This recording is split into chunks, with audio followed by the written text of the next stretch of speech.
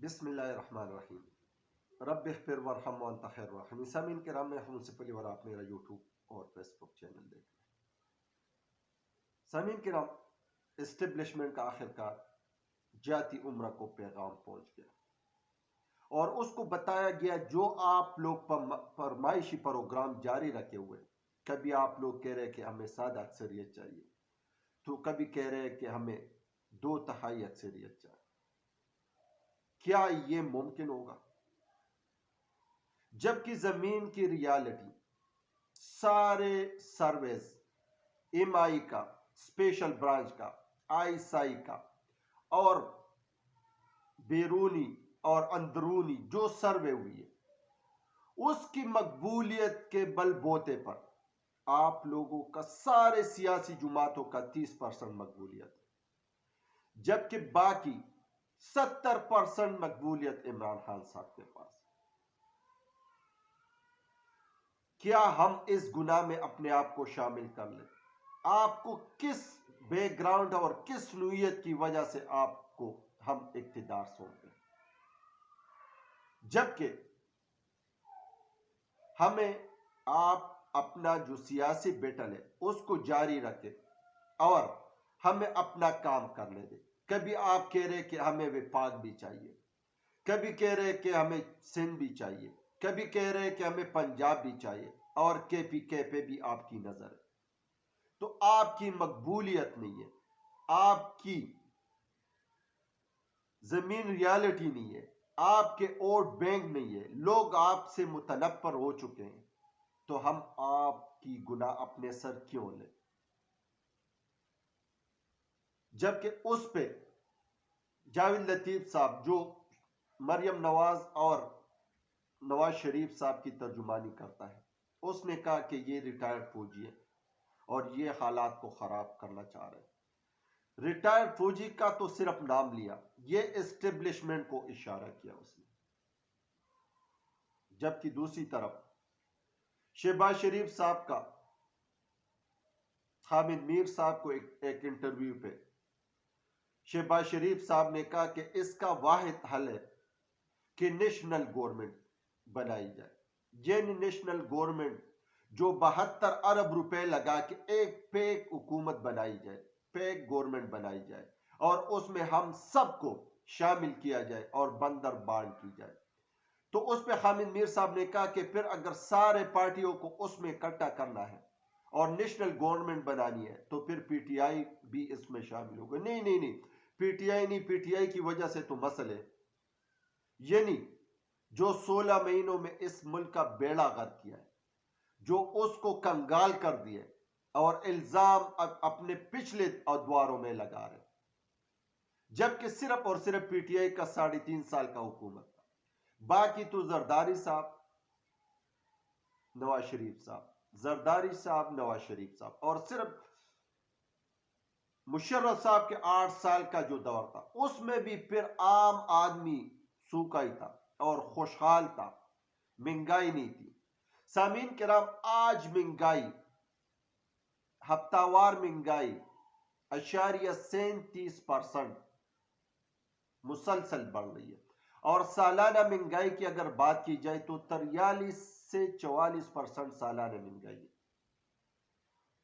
17 سے 18 چیزیں ابھی ہفتہ وار مہنگائی میں بڑھ گئی ہے، اور وہ چیزیں جو آپ کے اور میرے عام استعمال کی چیزیں، جس میں آلو، دال، مسور، گھی،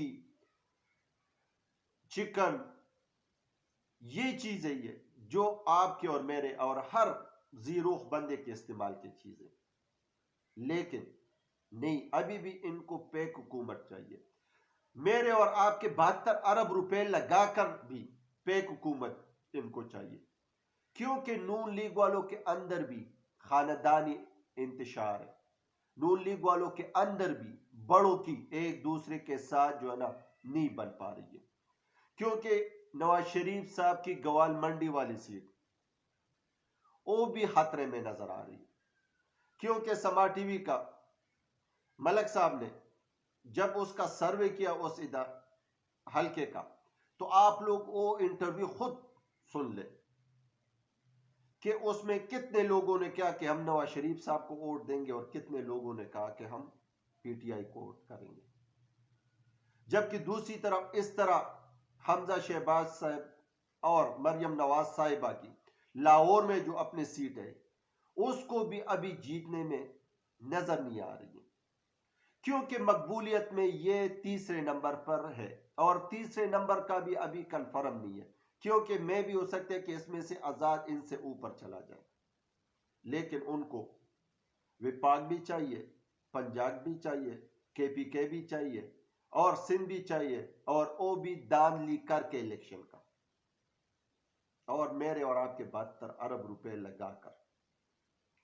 سامعین کرام، ورلڈ بینک کا ایک رپورٹ ہے، ورلڈ بینک کا ڈائریکٹر جنرل نے یہ انکشاف کیا کہ پاکستان میں جو ترقی کا تسلسل تھا وہ برقرار نہیں رہ پایا. کچھ اشرفیہ کے ہاتھ میں وہ مراغات چلے گئے. اشرفیہ وہ لوگ ہیں جو مراغات یافتہ ہوتے ہیں، خواہ وہ سیاست دان ہوتے ہیں، خواہ بیوروکریس ہوتے ہیں، خواہ بزنس مین ہوتے ہیں، خواہ کاروباری، کوئی بھی بندہ ہو. اور یہ چند لوگ ہیں، 25 کروڑ عوام میں صرف ان کا پرسنٹیج 0.5% ہوگا، 1-1.5 لاکھ سے زیادہ نہیں ہے، لیکن سارے پاکستانی چیزوں پہ ان کا کنٹرول ہے اور غریب عوام غریب تر جا رہے. اس نے کہا کہ کسانوں کو، جو بڑے کسان ہیں اس سے مراغات لی جائے اور جو چھوٹے کسان ہیں ان کو مراغات دی جائے. پاور ڈویژن اور زراعت میں اصلاحات کی جائے. کیا پاکستان تیار ہے کہ ہمارے ورلڈ بینک کے اصلاحات کے مطابق اپنا نظام سیدھا کرے؟ یہی تو حال ہے. جبکہ دوسری طرف الیکشن سے بھاگنے کی تگ دو کیا جا رہا ہے. جس طرح مولانا فضل الرحمان صاحب کا غیر رسمی گفتگو ہے، جس طرح جہانگیر ترین صاحب کے، جس طرح شہباز شریف صاحب کے، مولانا صاحب نے کہا کہ نون لیگ والوں نے اور پیپل پارٹی نے تو مجھے مروا دیا تھا، میں تو عدم اعتماد کے بعد ڈائریکٹ ایکشن کا حامی تھا. لیکن نون لیگ والے اور پیپل پارٹی کا یہی خیال ہے کہ سارے مراغات تو مولانا صاحب نے اوڑے، ہم تو ویسے برائے نام حکومت کر رہے تھے، مزے تو اس نے لیے. یہ تو مولانا صاحب اور نون لیگ والوں کا اپنا ہی معاملہ ہے، یہ او جانے اور مولانا صاحب جانے. لیکن سامعین کرام، دوسری طرف عثمان ڈار صاحب کا بھائی، اس کو پھر اٹھایا گیا. یہ اس لیے ایک ایک حلقے کو ٹارگٹ کر رہے کہ اس حلقے میں سے لوگوں کو یہ خیال ہے، حتیٰ اس کے نون لیگ والوں کو یہ خیال ہے کہ ان کا سیٹ جیتنا مشکل ہے، اس لیے یہ اس حلقے کو ٹارگٹ کر رہے. لیکن اب عثمان ڈار صاحب کی فیملی بھی واضح طور پہ سامنے آئی ہے اور اس نے کہا کہ اس کو عدالت میں ہم چیلنج کریں گے، اس کو عدالت چالان کر لے اور ہم اگر یہ کسی اور کو بھی پکڑنا چاہتے یہ بھی پکڑ لے اور ہم عدالت میں چیلنج کریں گے. جبکہ سامعین کرام، عثمان ڈار صاحب کے والدہ کا بیان آیا اور وہ کہہ رہے کہ صرف اور صرف خواجہ آصف صاحب مجھے سیٹ سے علیحدہ کرنا چاہتے ہیں اور مجھے یہ پریشرائز کیا جا رہا ہے کہ آپ سیٹ چھوڑ دیں اور آپ الیکشن نہ لڑیں. سامعین کرام، دوسری طرف مریم نواز صاحبہ کی، اس نے کہا تھا کہ لوگ کی قطاریں لگی ہوگی اور لوگ سیٹ لینے کے لیے قطاریں لگا کے کھڑے ہوں گے، لیکن حال تو یہی ہے کہ نون لیگ والوں کا ٹکٹ کوئی لینے والا نہیں ہے. وہی پرانے لوگ جن کو اپنی پوزیشن کا پتہ ہے کہ کوئی داندلی کر کے یہ ہمارا ووٹ بینک ہے ہم جیت پائیں گے، وہی ان لوگوں نے ٹکٹیں لیے. باقی نئے بندے کوئی بھی نون لیگ والوں کا ٹکٹ لینے کے لیے تیار نہیں ہے. لیکن سامعین کرام، دیر آیا بدیر آیا لیکن درست آیا. اسٹیبلشمنٹ نے یہ جو پیغام پہنچایا اس سے کم از کم ان کا ذہن کلیئر ہو جائے گا اور یہ اللہ کرے کہ اس پیغام کے بعد، کیونکہ یہ کسی کے کندھے پہ بندوق رکھ کے گولی چلانے کے عادی لوگ ہیں، تو شاید ان کو ہوش آ جائیں گے کہ صاف اور شفاف الیکشن اس ملک کے بحرانوں سے نکالنے کا واحد صاف اور شفاف الیکشن ہے۔ اور اللہ کرے کہ یہ صاف اور شفاف الیکشن میں اپنا تعاون بڑھا دے۔ نگران حکومت، کے پی کے کا جو حکومت، نقوی صاحب کا جو حکومت، یہ اپنا پورا زور لگائے کہ ایک ملک میں صاف اور شفاف الیکشن ہو، کیونکہ بلے کا نشان تو واپس آ گیا۔